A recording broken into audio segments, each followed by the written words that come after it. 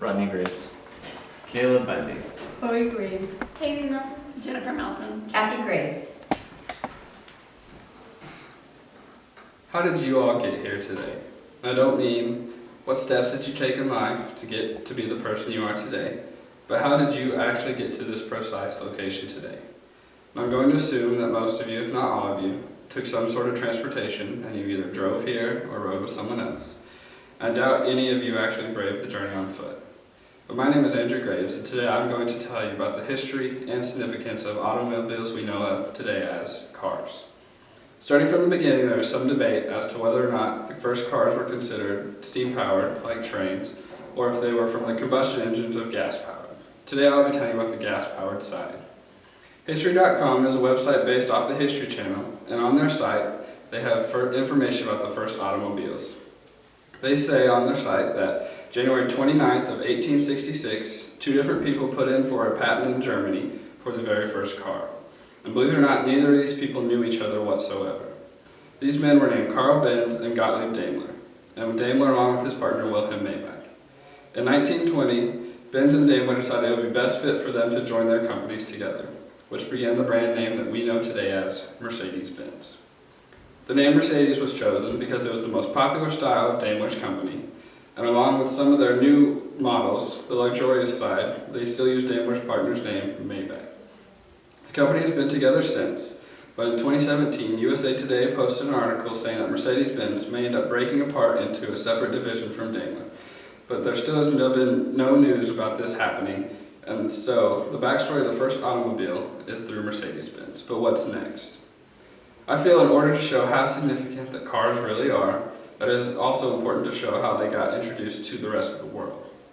The first company to begin an assembly line and make cars more efficiently and to have the capability of interchangeable parts was the Ford Motor Company. On the Ford website, they have information stating about the interchangeable parts assembly line that began in 1913. It increased the speed of making their Model T from 12.5 hours to 1.5 hours. This allowed a massive increase in production and a major cut in cost and time for the company. Soon after, many other companies followed in these footsteps. But today, Ford is still one of the highest, most well-known manufacturers in America, as well as around the world. This company has now sold hundreds of millions of cars in their lifespan. So there is a backstory and the way that cars were spread throughout the world. But why is this significant to me, and why is this significant to you?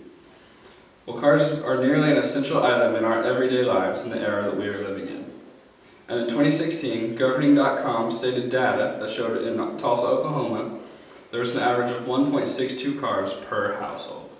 This just shows how significant cars are to us and those around us, because that means at least every house has one or more cars.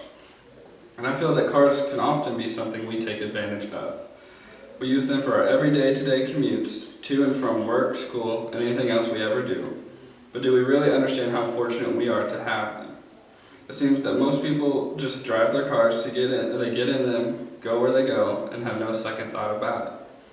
Perhaps the only time we are truly thankful for these outstanding machines is when we don't actually have them.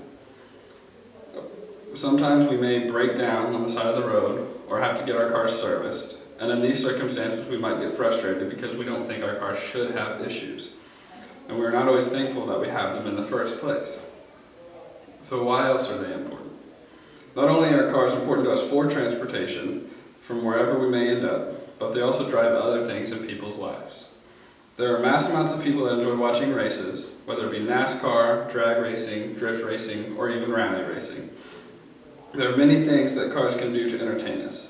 And in fact, StatisticBrain.com has shown that the annual revenue for NASCAR is over $3 billion, and that is from nearly 75 million fans. Numbers like this show that cars are very significant in people's lives besides transportation. And now cars are also constantly evolving. From Ford's first Model T all the way up to the new Lamborghini Huracan, they've grown in size, price, and speed. In fact, the first car from Benz went about 7 miles an hour. And now, the world's fastest production car is from a manufacturer in Ängelholm, Sweden. The car is known as the Koenigsegg Agera RS, which has gone over 277 miles per hour just this past year. And this is not the only way cars are progressing. We begin to also have self-driving cars, whether we like it or not. And who knows what could be next. But regardless of how advanced things may be, I believe that cars will always have a very strong importance in our lives and those around us. Thank you.